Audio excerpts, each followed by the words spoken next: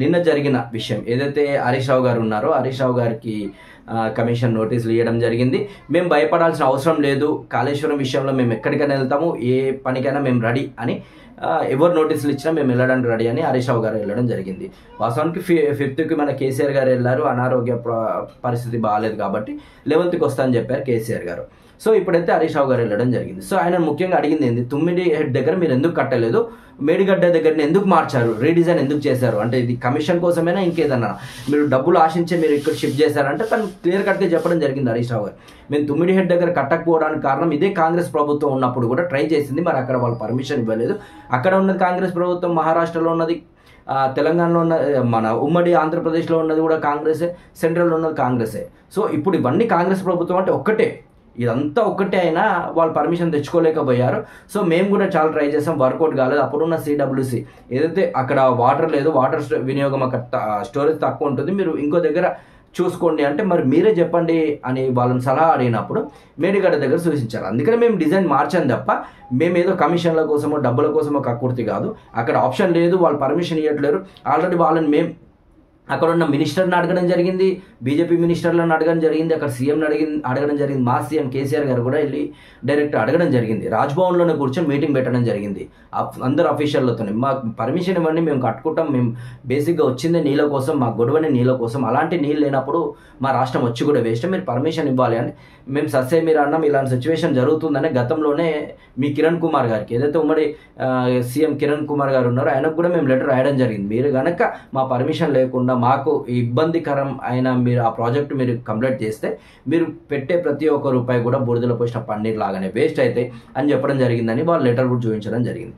So మరి ఏం చేయాలో అర్థం కాని సిచ్యువేషన్లో వాళ్ళని అడిగితే మన తుమ్మిడిహెడ్ దగ్గర వాటర్ లేదు, మీరు మేడిగడ్డ దగ్గర కట్టుకొని అని చెప్పినందుకు మేము అటు ఇటు కొద్ది ప్లేస్ అడ్జస్ట్మెంట్ చేసుకొని మేడిగడ్డ దగ్గర ప్రాజెక్ట్ మొదలు పెట్టడం జరిగింది. సో చాలామందికి తెలియదు ఏంటి అంటే మేడిగడ్డ అనగానే అది ఒక్కటే కాళేశ్వరం, ఇంకేం లేదు, 1,00,000 కోట్లు ఆ ఒక్క బ్యారేజ్కి ఆ ఒక్క గేట్లకే పెట్టినట్టు ఫీల్ అవుతున్నారు చాలామంది. అంటే చాలామంది తెలియని విషయం ఏంటంటే అక్కడ చాలా కూడా ఇప్పుడు కాళేశ్వరం అనేది అది ఒక్కటే కాదు, దాదాపు 3 బ్యారేజ్లు కలిపితే ఒక కాళేశ్వరం, 15 రిజర్వాయర్లు కలిస్తేనే ఒక కాళేశ్వరం, 19 సబ్స్టేషన్లు కలిస్తేనే ఒక కాళేశ్వరం, 21 పంప్ హౌస్లు కలిస్తేనే ఒక కాళేశ్వరం, దాదాపుగా 203 కిలోమీటర్ల సొరంగాలతో కలిసి ఉన్నదే కాళేశ్వరం. అది కాకుండా 1531 కిలోమీటర్ల గ్రావిటీ కెనాలు, అది కాళేశ్వరం, 98 కిలోమీటర్ల ప్రెజర్ మెయిన్స్, అది కాళేశ్వరం, 141 TMCల స్టోరేజ్ కెనాల్, అది కాళేశ్వరం, 530 మీటర్లు ఎత్తుకు లిఫ్ట్ చేయడం, అది కాళేశ్వరం, దాదాపుగా 240 TMCల నీటిని మనం వినియోగించుకోవచ్చు, అది కాళేశ్వరం. ఇవన్నీ కలిపితే కాళేశ్వరం. కానీ ఒక మేడిగడ్డను చూసి ఇది కాళేశ్వరం కాదు, కూలేశ్వరం అది ఇది అని చెప్పడం కరెక్ట్ కాదు. అది అఫీషియల్ చాలామంది కూడా తెలుసు. కాకపోతే మేము ప్రభుత్వం చాలా మంచిదని చెప్పుకోవడానికి అవతల దాని మీద బురద చల్లడం కామన్, అది ఏ ప్రభుత్వం అయినా సరే ఈ ప్రభుత్వం మంచిదని చెప్పుకోవడానికి అవతల ప్రభుత్వాన్ని మనం ఎలాగో బ్లేమ్ చేస్తాం. కానీ జనాలను కొద్దిగా కన్ఫ్యూజ్ చేయొద్దు అని నా ఆలోచన. ఇప్పుడు అక్కడ కట్టడం వల్ల దాన్ని బేస్ చేసుకుని మన ఏదైతే మల్లన్న సాగర్, కొండపోచమ్మ తల్లి, ఇవన్నీ కూడా కొండపోచమ్మ బ్యారేజ్ అయితే ఏంది, కాళేశ్వరం మన మల్లన్న బ్యారేజ్ ఏంది, మల్లన్న సాగర్, కొండపోచమ్మ సాగర్, ఇవన్నీ కూడా కాళేశ్వరం నుంచి లింక్ అయింది కదా. ఇప్పుడు మన ఇది దీంట్లో ట్యాంక్ బౌండ్లో క్లీన్ చేసి సుందరీకరణ చేసి అక్కడ వాటర్ నింపుతాను అంటున్నారు. ఎక్కడ నుంచి తీసుకొస్తారు వాటర్? పక్కనున్న గండిపేట నుంచా, హిమాయత్ సాగర్ నుంచా, లేకపోతే నాగార్జున సాగర్ నుంచా? పక్కనున్న మన మల్లన్న సాగర్ నుంచే. అంటే 30 TMCలు అక్కడ నింపాలి అంటే పక్కనున్న మల్లన్న సాగర్ నుంచే నీటిని సరఫరా చేద్దామని టెండర్ కూడా పిలవడం జరిగింది కాంగ్రెస్ ప్రభుత్వం. మరి నిజంగా కాళేశ్వరం దేనికి పనికిరాదు అన్నప్పుడు మరి ఇప్పుడున్న మినిస్టర్లు, ఆ మధ్య కొండా సురేఖ గారు కూడా ఈ ఈవినింగ్ టైంలో కొబ్బరికాయ కొట్టి సారబెట్టి పంపును ఆన్ చేయడం జరిగింది, కెనాల్లో వాటర్ వదలడం జరిగింది. మరి అది ఎక్కడి నుంచి వచ్చింది? ఆ వాటర్ రావడానికి కారణం కూడా కాళేశ్వరమే కదా. సరే ఎవరు ఎంత తిన్నారు ఏం చేసినారు పక్కనే పెడితే జనాలకు ఏం ఉపయోగపడింది, నీళ్ళ వల్ల నిజంగా ఉపయోగపడిందా లేదా, అదొకటి ఆలోచించాలి. అది ఆలోచించకుండా కాళేశ్వరంలో అన్యాయం జరిగిపోయింది, 1,00,000 కోట్లు మింగేసినారు అంటే అది ప్రాజెక్టే 90 కోట్లు సమ్మేదో. అలాంటప్పుడు 1,00,000 కోట్లు ఎలా మింగుతున్నారు అనేది మీరే చెప్పాలి. అంటే ప్రభుత్వం ఏదైనా తినకుండా ఎవరు చేయరు, అందరూ అలాంటి ప్రభుత్వమే. కానీ జనాలకు ఎంత నయం జరిగింది, ఎంత మేలు జరిగిందని మాత్రం ఆలోచించాలి. అది ఆలోచించకుండా చేస్తే ఎవరేం చేయలేము. బట్ మొత్తానికి కాళేశ్వరం అనేది అంతా కలిస్తేనే కాళేశ్వరం, అది పక్కన పెట్టి మిగతా ఏందేదో తెలియట్లేదు. సరే, హరీష్ రావు గారి విషయానికి వద్దాం. మొత్తానికి కమిషన్ పిలవడం జరిగింది. దాదాపు ఒక 40-50 నిమిషాలు క్వశ్చన్ చేయడం జరిగింది. దాంట్లో కూడా క్లియర్ కట్గా చెప్పారు, మేము అప్పుడు గతంలో ట్రై చేసాం, కుదరలేదు, మళ్ళీ ట్రై చేసాం, సిడబ్ల్యూసీ పర్మిషన్ అక్కడ ఉంది అని చెప్పడంతో మేడగడ్డ దగ్గర కన్స్ట్రక్షన్ చేసాం. ఇవన్నిటికీ కూడా ఆధారాలు ఉన్నాయని సహా ఆయన పేపర్లతో ఆయన కమిషన్ ముందు పెట్టడం జరిగింది అని అన్నారు. మరి లోపల ఏం జరిగిందో తెలియదు, బయటకు వచ్చి మాట్లాడితే మనకు తెలుసు. సో పెట్టడం అయితే జరిగింది. మొత్తానికి ఇవన్నీ జరిగినాయి వాస్తవాలు కాబట్టి ఈ వాస్తవాలకు సంబంధించిన అన్ని ప్రూఫ్స్ కూడా ఉంటాయి. ఇక్కడ ఈ గవర్నమెంట్ వీళ్ళ అఫీషియల్స్ దగ్గర ఇవన్నీ ఉంటాయి.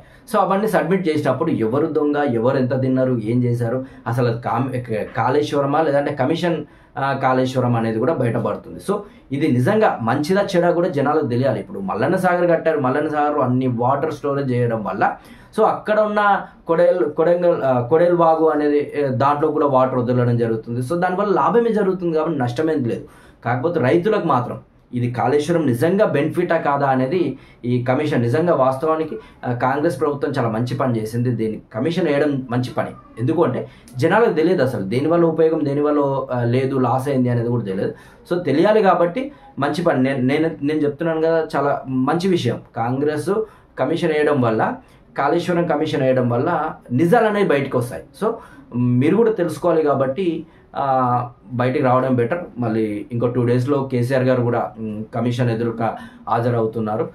సో చాలామంది మరి అరెస్ట్ చేస్తారా, అక్కడ నుంచి జైలుకి తీసుకెళ్తారా అంటే ఏదైనా సరే వాళ్ళకి సిద్ధం ఉన్నారు. ఉద్యమం టైంలో ఎన్నోసార్లు జైలుకి వెళ్ళారు. అటు కాంగ్రెస్లో ఉన్న కొంతమంది నాయకులు కూడా జైలుకి వెళ్ళడం జరిగింది. జై తెలంగాణ అనడం జరిగింది. మరి జై తెలంగాణ అనకుండా జై సమైక్యాంధ్ర అన్న లీడర్లు ఎవరో కూడా మీకు తెలుసు, నేను చెప్పక్కర్లేదు.